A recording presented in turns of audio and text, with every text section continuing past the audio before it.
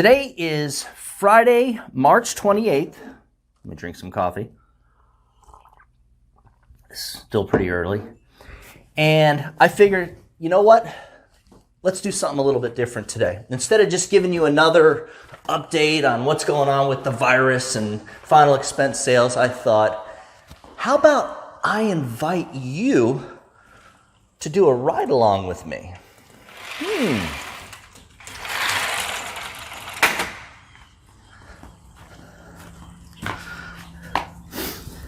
So, all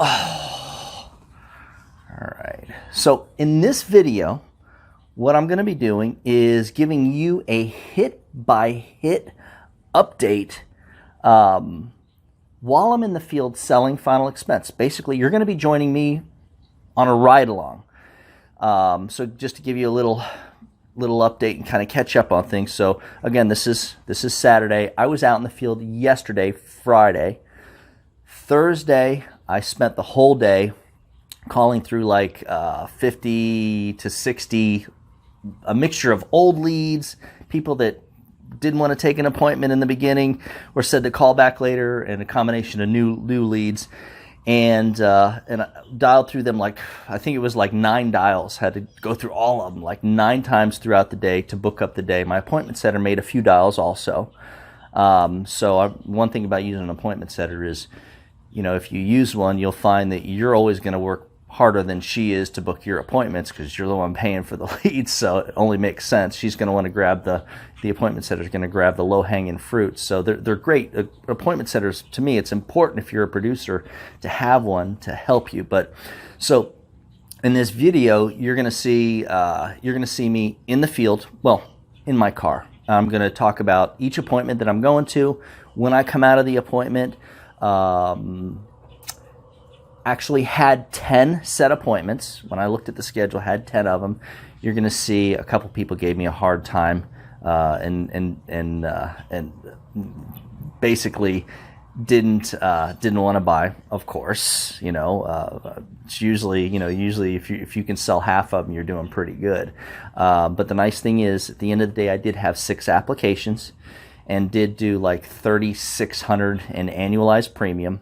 When I was calling to set at the appointments, we did have a couple of people that were like, no way, we don't have anybody coming to our house during the virus. They were very strict about it.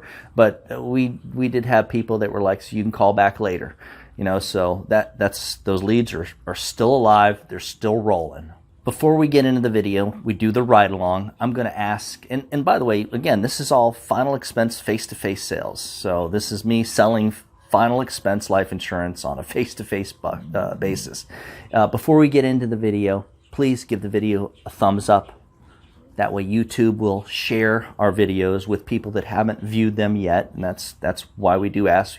YouTube needs to know that people are watching our videos, so they'll share it to more people. Subscribe if you haven't. We've got a lot of really good content that comes out every single week, all final expense sales training related. And if you stick around to the end of the video, what I'm going to do is show you how to get a copy of my custom memorial planning guide. And this is the memorial planning guide that I leave with everybody that I sell. So with that being said, let's get on with the ride along.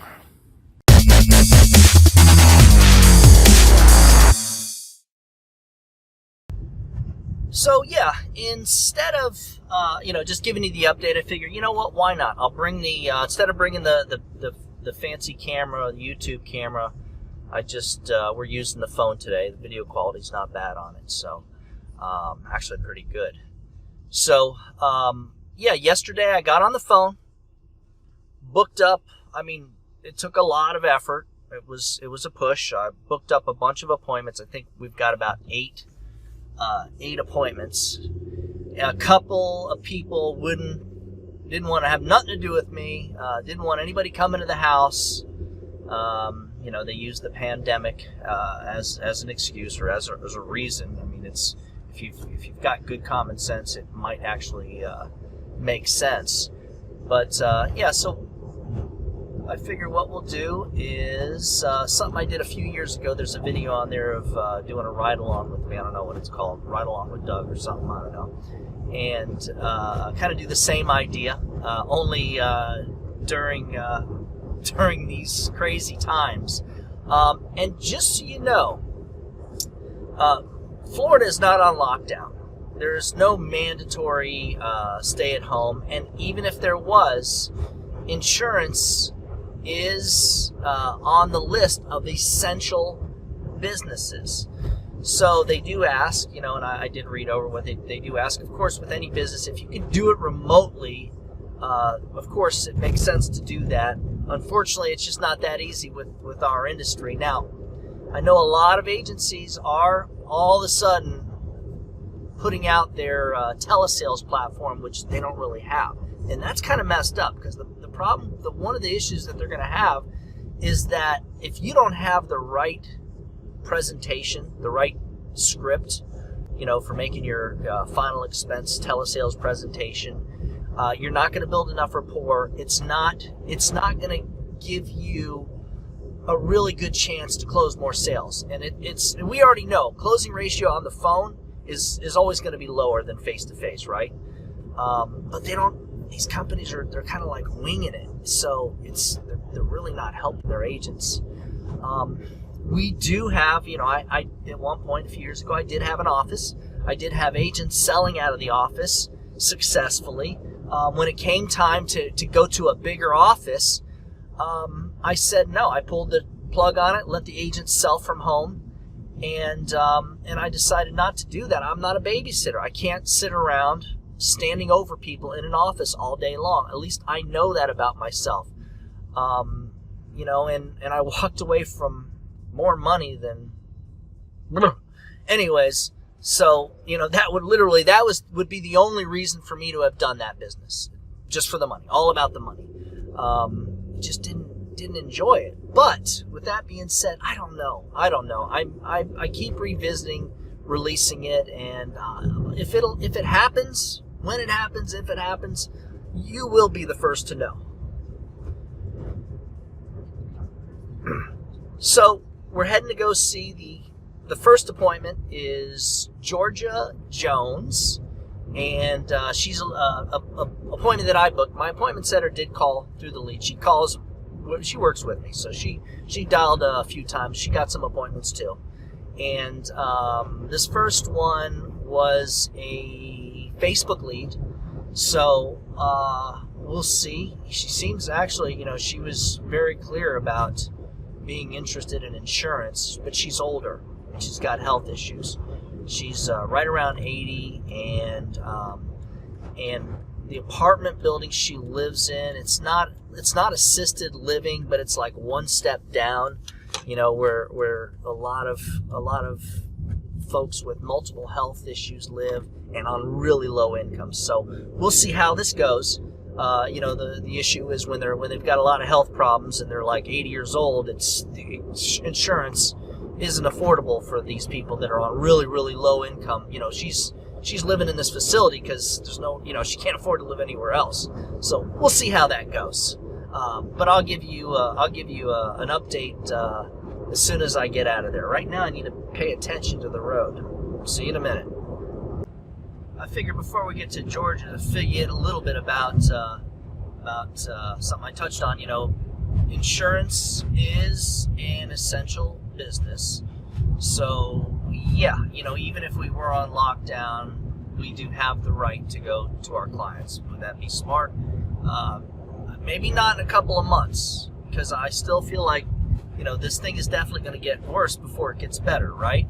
But I figure I'll share with you a little bit about my contamination setup. First of all, I wear long sleeves. Most of the time when I go out, I do. Now I do for sure. Long pants. And when I get home, all the clothes get stripped off, right in the garage, tossed right in the machine, everything, and then jumping in the shower. But between appointments, I've got my own little disinfection, I don't know what you want to call it, a disinfecting station in the trunk of the car. I've got gloves, so like if I need to go to McDonald's here before I get to George's, I'll make a pit stop a few minutes from her place, it's McDonald's. So I'll do that. I'll put on one glove. I'll use that to open the doors, and when I do my business, I'll take the glove off, put it on top of the urinal, and do my thing, and then take the glove, kind of like how the cops do it. You ever see the detective shows where they don't put the glove on, they just grab the glove and then pick up the piece of evidence? Same idea. I'll use that on the way out, get out the door, throw the glove in the garbage. That way I'm not making contact with anything. I'll try to, of course, keep distance from people. That's one thing I've been good at. I didn't really go anywhere this week. Went to the grocery store once, went to my doctor's appointment, and that was it. And it's funny, at the grocery store, I saw this old dude with the gloves on touching his face. It doesn't work that way. That's the whole thing about this. It's not if it gets on your hands. It's if it gets inside of you. It's if you breathe it in. The moisture droplets get in your nose or in your mouth and your lips, on your face. That's what we want to avoid. So the idea of wearing the gloves is you finish with the gloves. Now, if I touch my face, I'm not concerned. But I've got alcohol in there. I've got a towel laid out. So with my sales book, I still walk in the house with a big old sales book. I'll wipe everything, spray it off with alcohol, spray my hands with alcohol, and that way, and I'll even spray the handle for the trunk, the little push button for the trunk off real good. And that way, when I get back to the car, I don't have to worry about, the car handle's clean. Everything inside the car is decontaminated. So, that's kind of how I have the decontamination station set up. So, all right, we'll be at George's here in a few minutes. I'll log on real quick when we pull up the driveway. So I made my pit stop at the McDonald's, and this McDonald's in this area, first of all, it's about an hour and 40 minutes from my house. So, today I'm hitting 4 counties, driving through 4 counties, I should say, 3 different cities. And the McDonald's, it's usually packed. It's in a little downtown area of a little town that no one knows about, and it's usually it's the only fast food restaurant in the downtown area, and it's usually jammed. And nobody was there. Well, first of all, there was a sign. They did let me in to go and do my business, but there was a sign that said, due to recommendations, and that's the word, recommendations from local authorities, we are only doing takeout at this time, which is weird. I think they just meant drive-through. But anyways, so that's that. So I'm about 15 minutes here from George's house, and I'll give you a report how that goes. We'll see. But this is when I'm going to ask that you give the video a big old thumbs up, guys. It's the only way that YouTube is going to show the videos to people that haven't seen our videos yet. That way they'll actually turn our channel on to new subscribers, potential new subscribers. And speaking of subscribing, if you haven't done that, you definitely need to do that right now. We're putting out new, true final expense sales training content, videos just like this every single week. And I'll give you a hot tip. You want to see a good playlist, FE Training 101. After you watch the video, go to our playlists, and FE Training 101, it covers pretty much everything you need to know about face-to-face final expense sales, from soup to nuts. There was one other thing I wanted to bring up. Hang on a second. Oh! Yeah, man, I'll tell you what, you guys, if you watch this video all the way to the end, I just ran over a squirrel. I can't just, if you watch the video all the way to the end, I'm going to go ahead and show you guys how to get a copy of our custom memorial planning guide. It's a real nice way to build rapport. I give it to everybody that I sell to. And that way they can actually put in writing everything that they want to have done for their funeral. So we got, I hate that. We got Georgia coming up here, and I'll give you, let you know how that goes. So Georgia was a bust. It is actually a normal senior center that does have a nursing station. So that's never a good sign. But I put on the gloves. I figure let me go and see if I can get in here and look professional with my ID and everything. And boom, right off the bat, there's a big sign that says we're not letting anybody in without masks. And I stuck my head in there, and the lady did all this. And so apparently Georgia is in not the best shape. Interesting. I think she's calling right now. All right, so yeah, that wasn't her calling. I am going to the next appointment, and it's another older gal who spoke with my appointment center. She's 78 years old. She says she's not even letting the grandkids in. The older ones told her that we can do it outside. So I just got to keep my distance and make sure that I disinfect myself before I come near her. That's what the note says. So we'll see. I'll give you an update after this once we come out of her appointment. Okay, so Laura was a good one. I made the presentation outside the door, standing up. Actually, I parked my car right. You'd probably be able to see her front door. I'm gonna try to go around so you can see it out the back window. I think you can. So that's her front door right there. And basically, I stood there. And then went to the car, put the sales book back on my car. So I just spoke with her, and the car's only 20 feet away. So part of the presentation I made from the car, asking about medical stuff and looking up her medications. She was very, very cautious. She's out in the woods, so we got a little bumpy road here. Very cautious, wouldn't let me in, wouldn't come close to me, kept her distance. When she did, I did find an option that she could afford. I did hand her the paper application. I told her I'm holding it on the bottom, you can hold it on the top, and she used her own pen to sign, and that was pretty much it. So good sale, $81. Nice, good way to start the day. It's 10:20 in the morning, and we're rocking and rolling. So I'm going to the next town, which is about, let's put it in the GPS. The next town. I already have the addresses in the GPS. I set everything up the night before, so now I'm just looking for the address. It's Ulmer. Okay, so it's about a 15-mile drive and about a 30-minute drive. So we'll be the next town in a half an hour, and let's see how we do there with, we got Larry E. Parker, and he took the appointment, no questions asked, didn't give me any trouble, no big dogs or gates, and he is good. He's a youngin', he's 67, single guy. So let's see how we do. So Larry was good. He was a sale. Had to push him a little bit. He did not want to do a bank draft. He was adamant, so he wrote a check.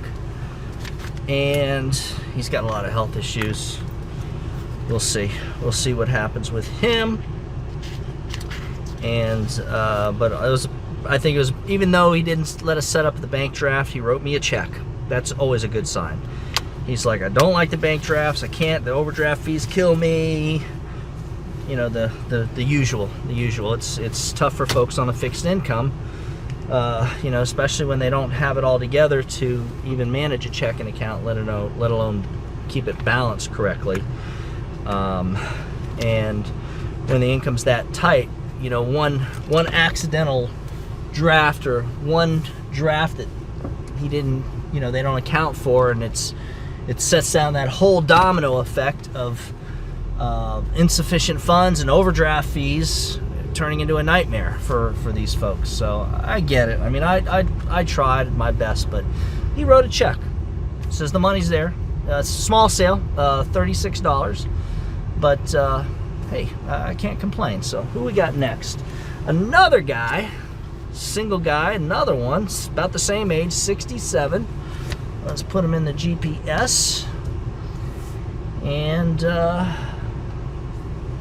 and he wasn't afraid. That was nice. This guy, he didn't it's like most people, I'm fine. The ones we're sitting with, they're not bringing up the virus. It's just another day for them. They're a lot of these folks, especially when they got a lot of health issues.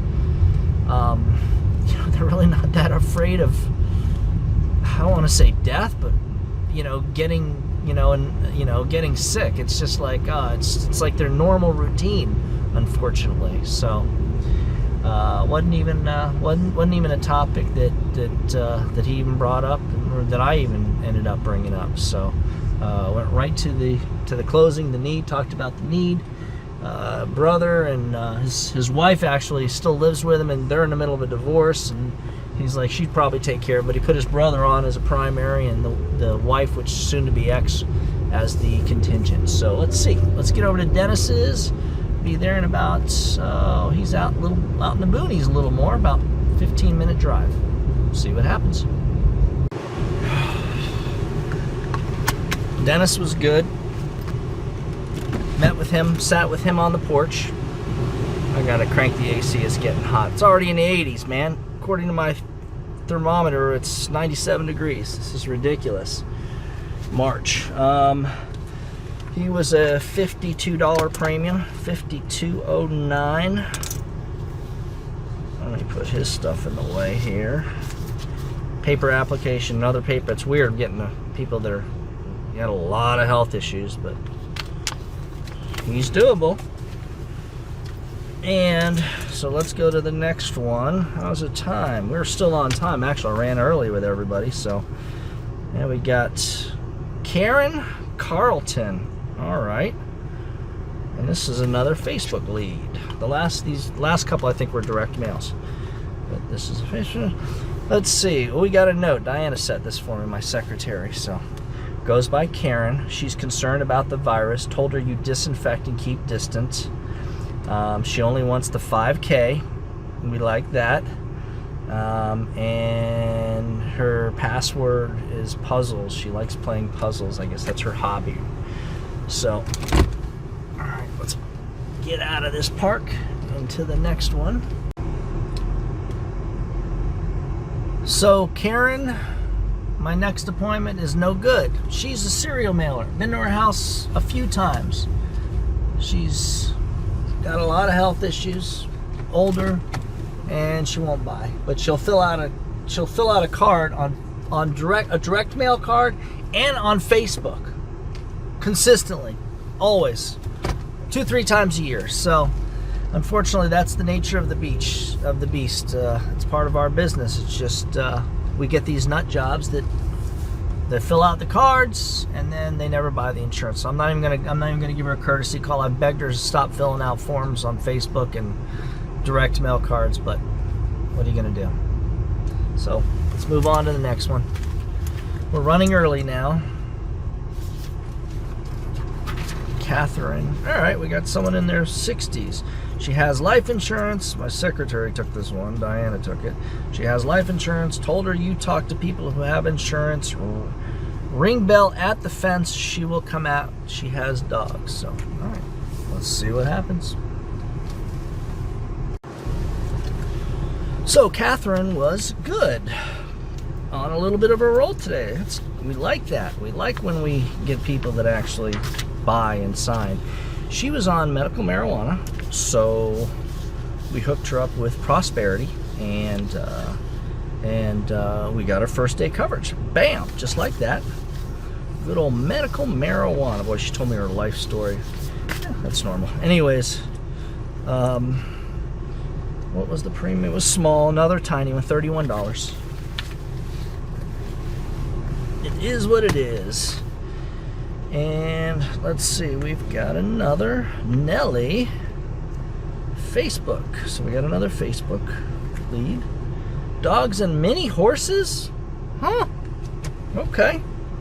Let's go to the lady with dogs and many horses. Huh, maybe I'll film some mini. Oh, maybe we'll see. We'll see when we get there what the scene looks like. Check it out. All right, Nessie was a no-go. She's worried about making her mortgage payment, and her insurance just went up, and she's freaking out. She can't afford it. And, you know, it's telling me to come back after the virus. And meanwhile, she's already got one foot in the grave and the other one on a banana peel. So we'll see what happens with her. We'll stop back in a couple of months. No problem. We don't give up on a lead until they kick us out of the house or they give me the check. That's the rule. You kick me out or give me a check. Otherwise, the lead is still in play. That should be your first rule right there with leads. There you go, your lesson of the day. So, all right, we got a couple more. Let's go to Bessie. Make sure these guys are hauling butt. Let them get by me. We'll go to Bessie next and see what we can do with her. She said, let's see, here's the note. The note, Diana took the appointment. Asked if good due to corona, told her could do outside. That's my note, so whatever that means. So I'll assume that she's concerned about the corona, so we're going to sit outside. Okay, no problem. And by the way, every single one of my presentations today has been outside. Nobody let me in, and we still have 3 applications, I think. 3? We got 3? Is it 3 or 4? I don't know. You know. I've been talking about it. So we'll see what happens.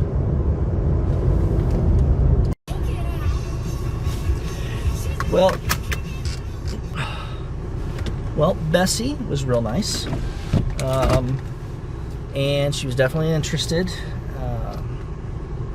Very small policy, $5,000 death benefit, $31 and change. Today's one of those days where at least we're selling most everybody, but with an exception of the first one, they're all small. So I think it's actually, we're up to 5 applications.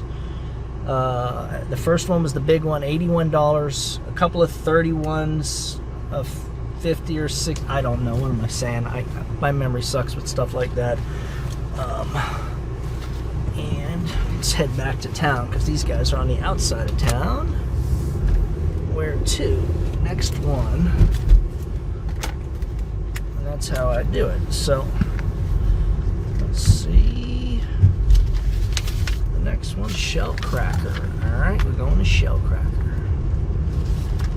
And that's about it. I think we got one more appointment. Just 1 or 2. And we'll be calling it a day. So let's see how this next one goes. Ira. Let's go see Ira. Ira Vandeventer. Oh boy. Oh, we'll see. I don't know about Ira, but she's 55. We'll see what she's got. All right, that guy he had no need, no family. He got friends. He's got a $3,000 policy so his friends can cremate him.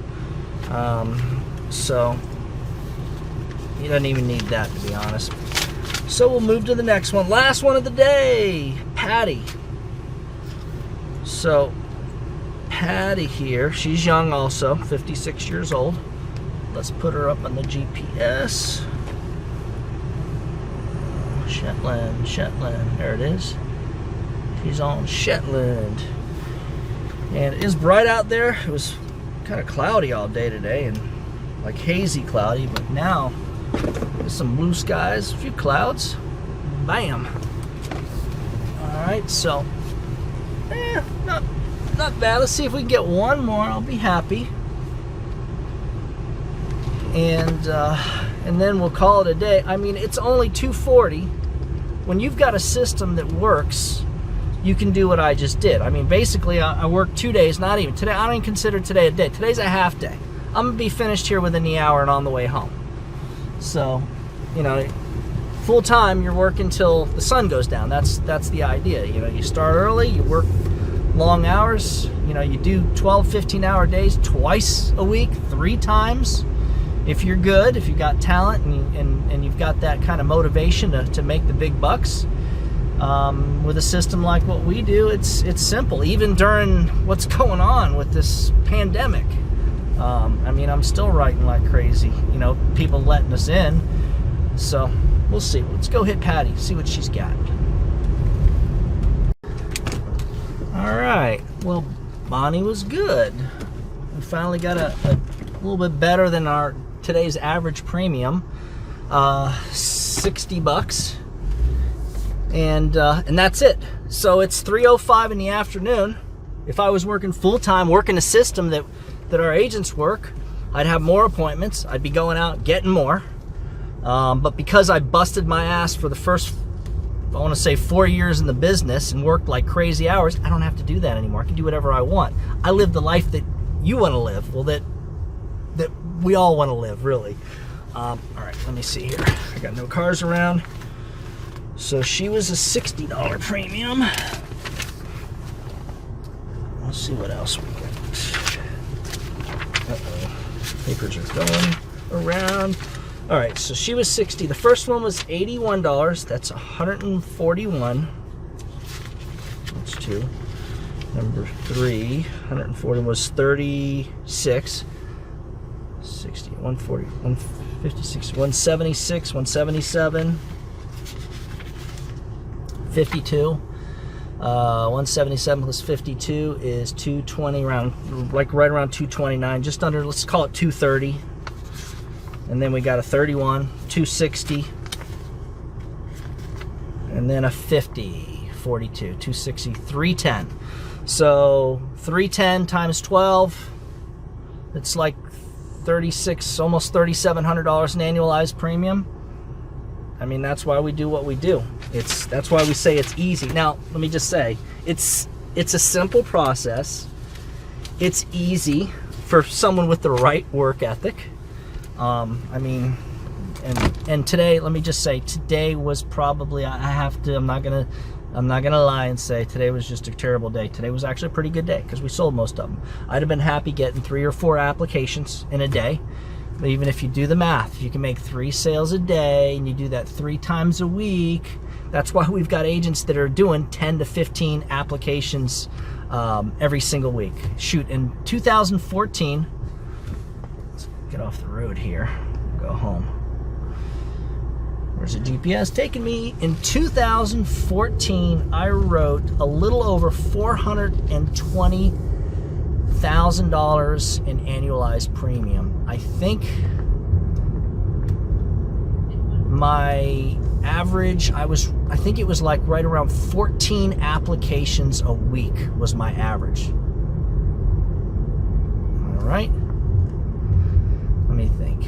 Let me do that. I'm trying to do the math in my head real quick. So let's say 12 and a half, 50, 30. Yeah, it was more like right around 15. That was the average. I can't remember exactly what it was, but I know it was right at 14, 16, something right around there. So, oops. I mean, that's what you can do if you're not afraid to spend money on leads, if you're not afraid to work, if you've got a good work ethic, if you don't mind grinding it out, you know, spending your phone days on the phone, busting your ass, going through 50, 60 leads, like 9, 10 times each, like calling each one over and over 9 or 10 times. You know, if you got that kind of work ethic and you don't mind driving to the better areas, I mean, I'm not just sitting around my house selling locally. I'm driving 2-3 hours away. I got an hour and 42-minute drive home. So, you know, I mean, this isn't bad. This is pretty close. We moved to Central Florida last year because basically that was where we were driving to and working. And the nice thing about being an agent on our team is we have the leads, we have the fixed cost leads, we can get you 30, 40, 50 leads a week. You know, if you've got the bankroll, if you don't mind spending, you know, $1,000 to $1,500 a week to make $4,000 or $5,000 a week, which is what the big producers are doing, we've got the entire system. If you're a Florida agent, I can help you pick out the cherry spots, the better areas to work in, because I've worked the whole state. I'm still working a good part of it now. So, I know that at the beginning of the video, I made an offer, the Memorial Planning Guide. If you're interested in a copy of that, just shoot me an email at doug@ufesonline.com. If you're interested in working with us, being part of my sales team, hey, you know what to do. Doug at ufesonline.com. Online.com.